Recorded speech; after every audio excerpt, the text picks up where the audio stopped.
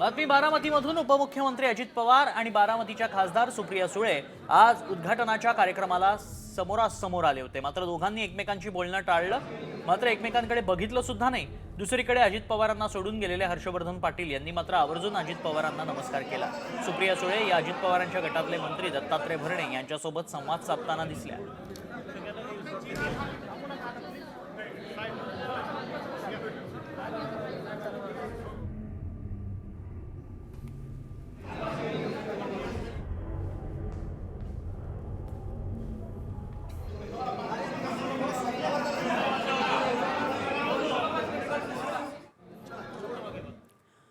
दुसरीकडे इंदापूरमधल्या अतिरिक्त जिल्हा सत्र न्यायालयाच्या इमारतीच्या उद्घाटनाच्या कार्यक्रमात सुप्रिया सुळे आणि अजित पवारांनी एकत्र येणं टाळलंय। या कार्यक्रमासाठी बारामतीच्या खासदार सुप्रिया सुळे आणि माजी सहकार मंत्री हर्षवर्धन पाटील हेही उपस्थित होते। प्रेक्षकांमध्ये ते बसल्याचं दिसून आलं तर अजित पवार मंचावरती होते। प्रोटोकॉलनुसार या विभागाच्या खासदार म्हणून सुळे यांची व्यासपीठावर उपस्थिती असणं आवश्यक होतं, मात्र त्या प्रेक्षकांमध्ये बसल्या होत्या। रेवती न्यायाधीश उच्च न्यायालय मुंबई तथा पुणे न्याय जिल्ह्याचे पालक न्यायमूर्ती यांच्या शुभ हस्ते पती रेवती न्यायाधीश उच्च न्यायालय मुंबई तथा पुणे न्याय जिल्ह्याचे पालक न्यायमूर्ती यांच्या शुभ हस्ते। पुढची बातमी काँग्रेसचे नेते विजय वडेट्टीवारांनी स्वतःचा उपमुख्यमंत्री पदाचा प्रस्ताव एकनाथ शिंदे यांच्याकडे आणला होता, असा मोठा गौप्यस्फोट मंत्री उदय सामंत यांनी केलाय। काही दिवसांपूर्वी शिवसेनेत नवीन उदय होईल असा दावा काँग्रेसचे ज्येष्ठ नेते विजय वडेट्टीवार यांनी केला होता।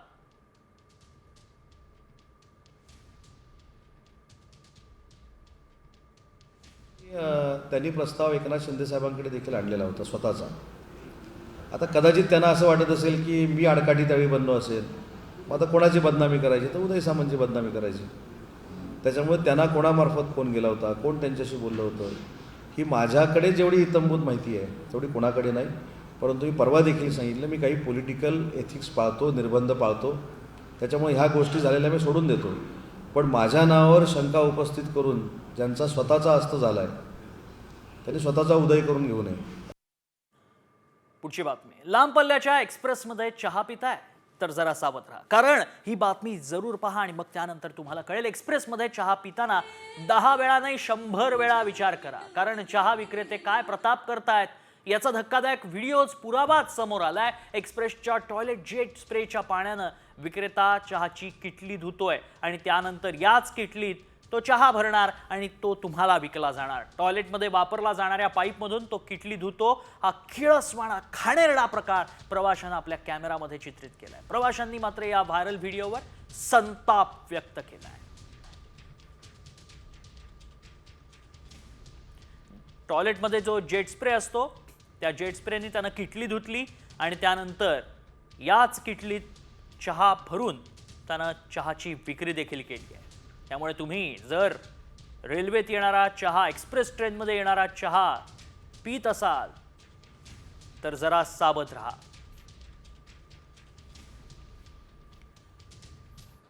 पुढची बातमी, रस्त्यावरच्या फळ विक्रेत्यांकडून फळं घेतानाही सावध राहा, कारण ही फळं थेट हॉस्पिटलमध्ये तुम्हाला भरती व्हायला कारणीभूत ठरतील। छत्रपती संभाजीनगरमधला असाच एक व्हिडिओ सध्या व्हायरल होतोय, ज्यामध्ये एक फळ विक्रेता नाल्यात पोतं बुडवताना दिसतो।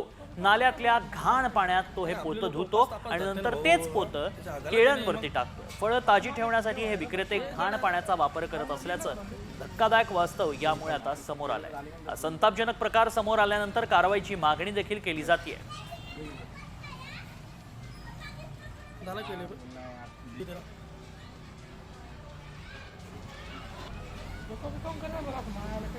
अरे आपले लोक उपास तापास धरते ना भाऊ, त्याच्या आगाला ते नाही। मग बातमी मुंबईत येते। मुंबईच्या गोरेगावमध्ये दिंडोशी भागात फर्निचर दुकानांना भीषण आग लागली होती आणि तब्बल 5 तासांनी या आगीवरती आता नियंत्रण मिळवण्यात अग्निशमन दलाला यश आलंय। कूलिंग ऑपरेशन सुरू करण्यात आलं। ज्वलनशील पदार्थ असल्यानं आग आटोक्यात येत नव्हती। खडकपाडा परिसरातील फर्निचरच्या 5 ते 6 दुकानांना ही आग लागली। बघ्यांनी ही मोठी गर्दी केली होती, त्यामुळे पोलिसांना लाठीचार्ज करावा लागला।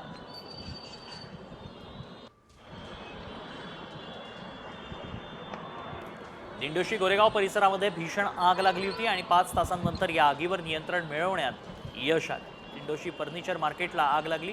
फर्निचर असल्यानं ही आग धुमसत होती त्यावर नियंत्रण मिळवताना मोठी कसरत करावी लागली आहे.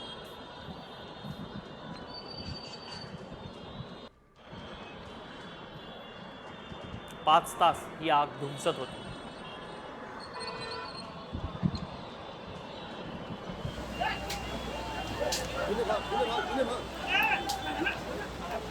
आणि आता महाकुंभ मेळ्यातील काही महत्त्वाच्या घडामोडी पाहूया.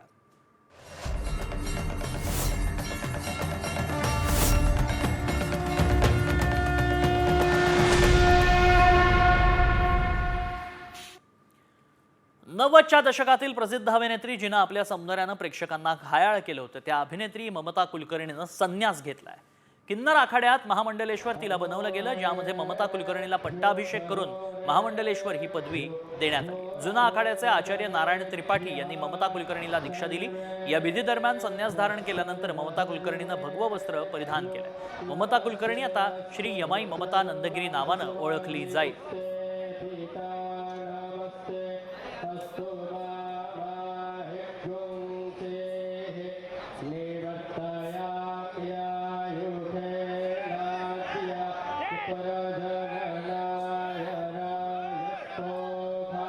दरम्यान ममता कुलकर्णीनं संन्यास का घेतला, पाहूयात याच संदर्भातला एक रिपोर्ट. अभिनेत्री ममता ते संन्यासी महामंडलेश्वर.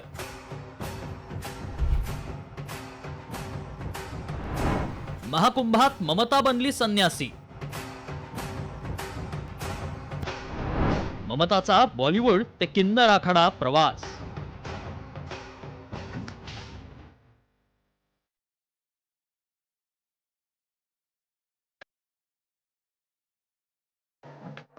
तुम्हाला ममता कुलकर्णी आठवते का? 90च्या दशकात जिनं नव्या पिढीला वेड लावलं. तरुणांनाच नाही तर काही राजकारण्यांनाही तिनं घायाळ केलं होतं. मात्र ती अचानक बॉलिवूडमधून बेपत्ता झाली. तिचं नाव अंडरवर्ल्डशी जोडलं गेलं. हो, तीच कुलकर्ण्यांची ममता. अभिनेत्री ममता कुलकर्णी सध्या प्रयागराज महाकुंभाला पोहोचली आहे. याविषयी तिनं तिच्या सोशल मीडियाच्या माध्यमातून फोटो व्हिडिओ शेअर केले. त्यातून तिनं संन्यास घेतल्याचं जाहीर केलंय.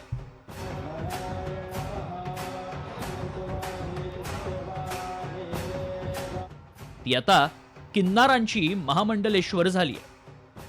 आज मुझे महाशक्ति ने आदेश दिया कि मुझे ये चुनना है लक्ष्मी नारायण त्रिपाठी जी को, बिकॉज वो साक्षात अर्धनारेश्वर के स्वरूप है. और इससे बड़ी मेरे लिए क्या उपाधि हो सकती है कि एक अर्धनारेश्वर के हाथ में मेरा पट्टा अभिषेक हो रहा है. काही दिवसांपूर्वी ममता पुन्हा चर्चेत आली होती.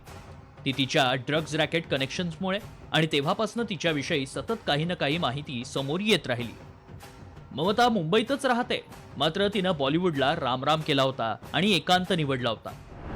वो अगर पिछले कई सालों से सन्यासिनी की तरह रह रही थीं तो इस बात को उन्होंने कभी पब्लिसाइज नहीं किया, लेकिन अभी महाकुंभ में आकर इसको एक तरह से पब्लिसाइज करना ये बताता है कि कहीं ना कहीं कोई ऐसी मंशा है जो अभी भी छिपी हुई है. ममता कुलकर्णी आजपासून नव्या नावानं ओळखली जाईल. श्री यामाई ममता नंदगिरी या नावानं तिची नवी ओळख असेल. जुना आखाड्याचे आचार्य नारायण त्रिपाठी यांनी ममता कुलकर्णीला भिक्षा दिली आहे. संन्यास धारण केल्यानंतर ममता कुलकर्णीनं भगवं वस्त्रही धारण केलंय. महाकुंभात काही दिवसापूर्वी भगवी वस्त्र धारण केल्यानं मॉडेल साध्वी हर्षा चर्चेत आली आणि अनेकांच्या रोषालाही सामोरं जावं लागलं.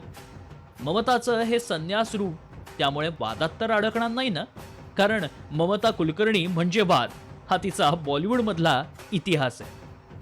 ब्युरो रिपोर्ट, साम टीव्ही. पण ह्या ममताचा अभिनेत्री ते साध्वी हा प्रवास नेमका कसा होता? ममता कुलकर्णीचा प्रवास कसा आहे जाणून घेऊ. ममता कुलकर्णी खरं तर 90च्या दशकातील प्रसिद्ध अभिनेत्री. बाजी, आंदोलन, कर्ण अर्जुन यासारख्या चित्रपटांमध्ये तिनं लक्षवेधी भूमिका केल्या. एकेकाळी बोल्ड सीन देऊनही तिनं खळबळ उडवली होती. बॉलिवूडच्या शेकडो चित्रपटांमध्ये तिनं महत्त्वाच्या भूमिका साकारल्या. 2000 कोटींच्या ड्रग्ज स्मगलिंग प्रकरणात नाव आल्यानंतर तिनं देश सोडला. आणि हीच बॉलिवूडची सुप्रसिद्ध अभिनेत्री ममता कुलकर्णी महामंडलेश्वर झाली आणि त्यावरनं वाद उफाळलाय. किन्नर महामंडलेश्वर हिमांशी सखी यांनी काही प्रश्न उपस्थित केले, सवाल उपस्थित केले. एका महिलेला महामंडलेश्वर का बनवण्यात आलं, जर तुम्हाला हे करायचं असेल तर त्याचे नाव किन्नर आखाडा का ठेवलंय, असा सवाल हिमांगी सखी यांनी उपस्थित केला. इतर आखाड्याच्या साधू संतांनी देखील ममता कुलकर्णीच्या निर्णयाला तीव्र विरोध दर्शवलाय. ममता कुलकर्णी जैसी फिल्म स्टार जिनका संबंध डी कंपनी के साथ है, जो ड्रग्स के आरोप में जेल में भी गई हैं, उसके बावजूद आप उन्हें दीक्षा देते हैं और उन्हें महामंडलेश्वर के पद पे बिठाते हैं विदाउट कोई शिक्षा दिए. किसी को आप दीक्षा दे के महामंडलेश्वर जैसे इतने बड़े पद पे आसीन कर देते हैं. समाज को आप क्या दे रहे हैं, कौन सा गुरु समाज को दे रहे हैं आप, ये मैं जानना चाहता. महाकुंभमेळ्यामध्ये नागा पुरुषांसोबतच महिलांचेही दीक्षाविधी होत आहेत. मात्र महिलांसाठी नागा संन्यासी बनण्याची प्रक्रिया अवघड आहे. महिलेला ब्रह्मचर्य व्रत 10 ते 15 वर्ष पाळावं लागतं.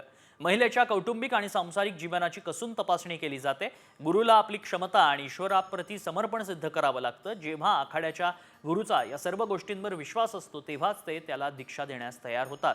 स्त्री नागा साधूंना जिवंतपणी स्वतःचं पिंडदान आणि मुंडन करावं लागतं. दीक्षा घेतल्यानंतर स्त्री संन्यासीला सांसारिक व्रतांचा त्याग करावा लागतो. नागा साध्वी बनण्याची अवघड प्रक्रिया कशी असते समजून घेऊ. महिलेला 10 ते 15 वर्ष ब्रह्मचर्य व्रत पाळावं लागतं. महिलेच्या कौटुंबिक आणि सांसारिक जीवनाची कसून तपासणी होते. गुरुला आपली क्षमता आणि ईश्वराप्रती समर्पण सिद्ध करावं लागतं. दीक्षा घेण्याआधी सांसारिक जीवनात परतण्याविषयी 3 वेळा विचारणा. जिवंतपणी स्वतःचं पिंडदान आणि मुंडन करावं लागतं. नागा साध्वी नेमक्या कोण आहेत पाहूयात. आध्यात्मिक ज्ञान प्राप्त करण्यासाठी सांस्कारिक जीवनाचा केलेला त्याग म्हणजे नागा साध्वी. नागा साध्वींना अवधूतानी किंवा माई म्हणतात. जुना आखाड्यात नागा साध्वींची संख्या हजारोंच्या घरात आहे. जुना आखाड्यात नागा साध्वींची संख्या हजारोंच्या घरात आहे. शाही स्नानाच्या दिवशी पालखीतून प्रवास करतात.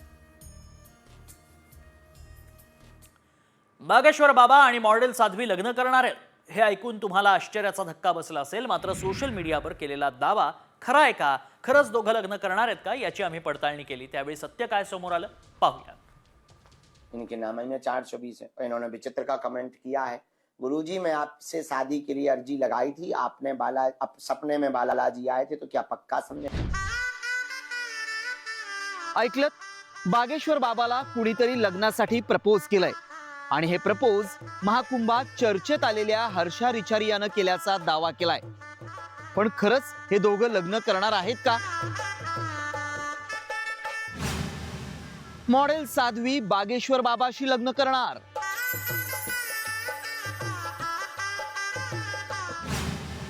महाकुंभातल्या मॉडेल साध्वीचं बागेश्वरला प्रपोज.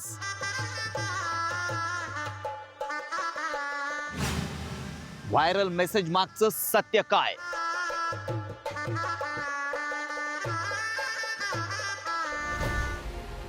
बागेश्वर बाबा आणि महाकुंभात चर्चेत आलेली सुंदर मॉडेल हर्षा रिचारिया लग्न करणार आहेत.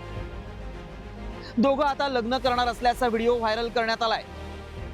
व्हायरल होणाऱ्या या व्हिडिओमध्ये बाबा बागेश्वर काहीसे वैतागलेले पाहायला मिळत आहेत.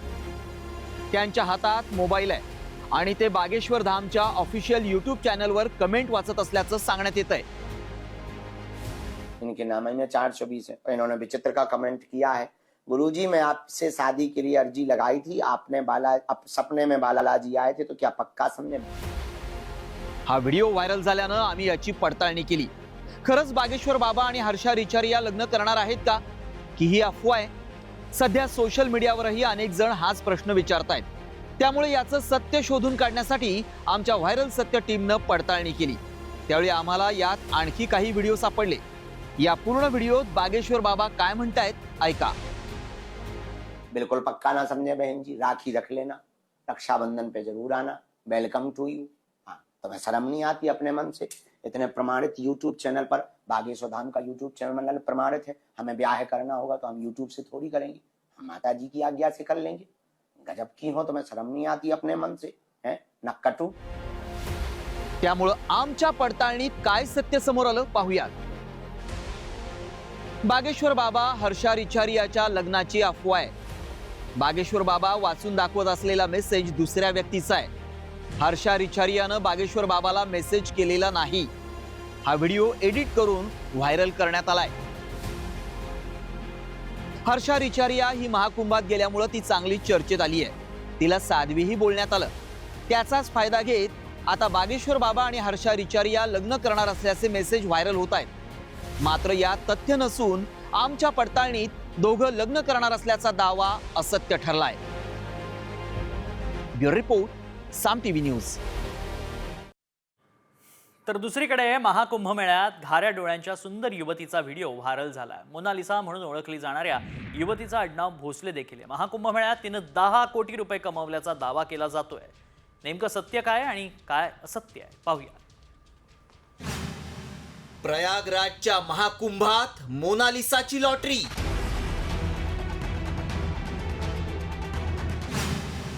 दहा दिवसात 10 कोटींची कमाई.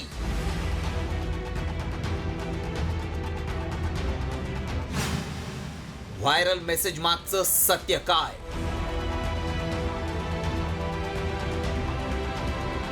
प्रयागराजच्या महाकुंभात सुंदर डोळे आणि सौंदर्यामुळे चर्चेत आलेली मोनालिसा भोसले सोशल मीडियात चांगलीच व्हायरल होतीये. आता तर मोनालिसानं कुंभमेळ्यात माळा विकून कोट्यवधी रुपये कमावल्याचा दावा केला जातोय. कोण आहे ही मोनालिसा भोसले? ती महाराष्ट्रातली आहे का? तिनं खरंच कुंभमेळ्यात रगड पैसा कमावलाय का, असा सवाल आता विचारला जातोय. त्यापूर्वी व्हायरल मेसेजमध्ये नेमका काय दावा करण्यात आलाय पाहूयात. कुंभमेळ्यात सुंदर डोळ्यांची मोनालिसा भोसले सर्वांचंच लक्ष वेधून घेतीये. तिनं माळा विकून 10 दिवसात 10 कोटी रुपयांची कमाई केली आहे. या मेसेजमुळे मोनालिसा सोशल मीडियात पुन्हा एकदा चर्चेत आली आहे. यंदाच्या कुंभमेळ्यात साध्वी हर्षानंतर प्रत्येकाच्या तोंडात नाव आहे ते मोनालिसाचं. आपल्या सुंदर डोळ्यांमुळे मोनालिसा आकर्षणाचा केंद्रबिंदू ठरली आहे. यूट्यूबर्स पासून ते सेल्फी घेणाऱ्यांपर्यंत सगळेच जण मोनालिसाच्या सौंदर्याचं कौतुक करतायत. मात्र तिनं खरंच 10 दिवसात 10 कोटी रुपयांची कमाई केली आहे का, यावरून सोशल मीडियात चर्चाही रंगू लागली आहे. त्यामुळे आम्ही या मेसेजची पडताळणी केली. आम्ही इंटरनेटवर मोनालिसाचे व्हिडिओ पडताळून पाहिले. तेव्हा तिनं दिलेली एक मुलाखत समोर आली. त्यात तिनं आपल्या कमाईबाबत स्पष्टपणे खुलासा केलाय. तिनं या मुलाखतीत काय म्हटलंय पाहूयात. कुछ भी नहीं मिला भैया. क्या कह दिया कि 10 दिन में उनने 10 करोड़ रुपए कमा लिए. इतने कमाते तो हम यार. कुछ भी नहीं मिला भैया. क्या कह दिया कि 10 दिन में उनने 10 करोड़ रुपए कमा लिए. इतने कमाते तो हम यार. त्यामुळे आमच्या पडताळणीत काय सत्य समोर आलं पहा. कुंभमेळ्यात माळा विकणाऱ्या मोनालिसा भोसलेनं 10 दिवसात 10 कोटी रुपये कमावलेले नाहीत. मोनालिसाचं खरं नाव मोनी असं आहे. भावाच्या शिक्षणासाठी तिला शाळा सोडावी लागली. माळा विकणं हा तिचा परंपरागत व्यवसाय आहे. मोनालिसा इंदूरची रहिवासी आहे. तिचं मूळ महाराष्ट्रातलं आहे का हे स्पष्ट होऊ शकलेलं नाही. त्यामुळं आमच्या पडताळणीत मोनालिसानं 10 दिवसात 10 कोटी रुपयांची कमाई केल्याचा दावा असत्य ठरलाय. इतक्या कमी वेळात कुणीही इतके पैसे कमावू शकत नाही. केवळ तिच्या लोकप्रियतेचा फायदा घेऊन काही जण दिशाभूल करण्यासाठी असं मेसेज व्हायरल करतायत. तुम्ही अशा मेसेजवर विश्वास ठेवू नका. ब्युरो रिपोर्ट, साम टीव्ही न्यूज.